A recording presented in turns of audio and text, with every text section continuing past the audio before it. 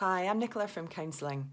Lots of us are feeling more stressed and anxious than usual, so we've developed this video to cover some common questions that lots of us are grappling with as we adapt to the challenges of working or studying from home. Now, in the questions, I'd like to cover some tips and some techniques and also some common barriers that get in the way when we try to put these into practice. If you have a question that you would like covered either in this format or in a live webinar session, please get in touch with me at the counselling service and we can obviously respond to that question, or we may be able to produce further videos of this nature if that's useful.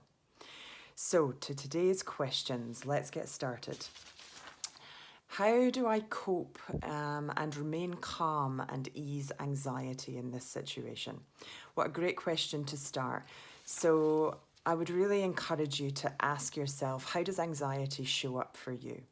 So if it looks like a pounding heart or shallow breathing or that kind of butterfly feeling in the stomach, the best tips and techniques to play around with or to try are around breathing, relaxation, or guided mindfulness or meditation activities.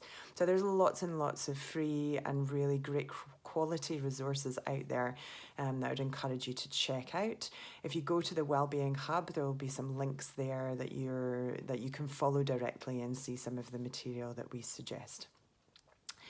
If instead anxiety shows up for you as this kind of worried, looping, overthinking kind of thoughts, then what you might do here is write them down to acknowledge that the thoughts are there and then refocus yourself on a different activity. So this is different to trying to ignore them or forget them. It's acknowledging that they're there, that they're normal, that most people are feeling anxious and worried just now, but that there isn't anything that we can solve about those worries in this exact moment, so we're going to refocus our attention elsewhere.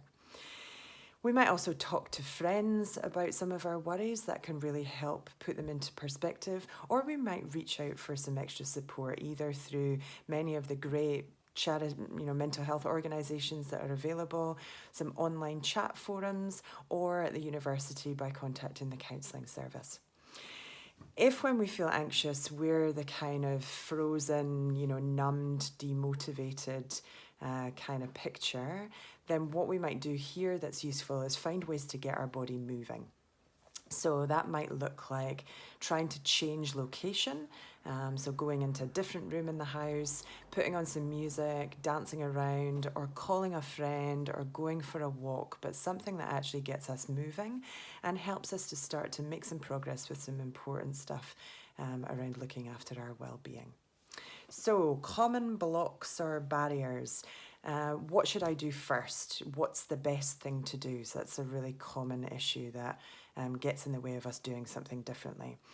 The simple answer is that there's no perfect app or there's no perfect exercise. We just want to choose one, make a specific time around when we might practice it, and then get started. The sooner that time can be, the better. In fact, the closer to now it is, the better. Okay, let's look at question 2. I'm not nearly as productive at home. Should I be worried? In short, no. This is an extraordinary situation, and so we can really make sense of reductions in productivity by understanding that we haven't been here before. This is all new to us, and so understandably things like productivity might reduce for a period of time. But reminding ourselves that things do change, time is always moving, and so whilst we might not have a great day of productivity today, that might change tomorrow. So in terms of tips and techniques, we might set ourselves some smaller daily goals and just reduce our expectations for now, so for a short period of time around what we might produce. We might also get in touch with either our manager or our supervisor to talk about some of the challenges or to advise them of the goals that we're setting for ourselves so that things are really clear and really transparent. And then, we feel like people know what we're doing. It's a really great way of combating the guilty feeling that can emerge when we notice that we have reduced productivity. We might also, and this is a difficult one for lots of us, myself included, but work on some self-compassion. Now, what I mean by that is if we think about how we would talk to a friend when they were having some difficulties, if we can talk to ourselves in the same way, then, it might make it a little bit easier for us to cope in the meantime with some really big stuff that's happening, and our productivity will return.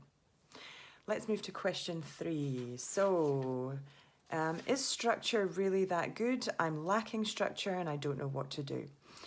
So is structure good? Absolutely. We are really creatures of habit, and we do well when we have a sense of control over things.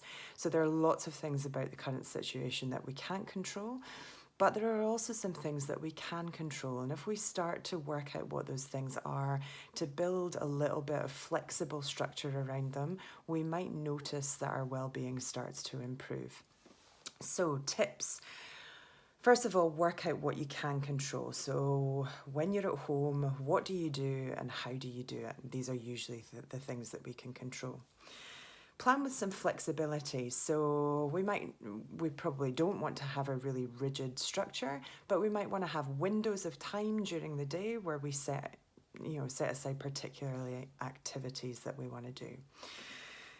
Might also want to keep it simple and just plan a couple of things within a few key areas. So work time, exercise time, social time, and flexi time.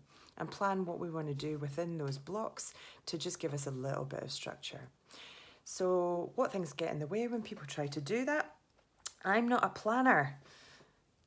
Yeah, absolutely. We have to do what works for us. So if we're not used to planning things, then we just want to keep it small, keep it flexible, and do what works for us. We don't want to impose something in our lives that really isn't helpful. So I hope that the answers to these questions have been useful. If you would like any further information, please check out the Wellbeing Hub or get in touch with us at the Counselling Service. I look forward to hopefully chatting to you all again. Thank you.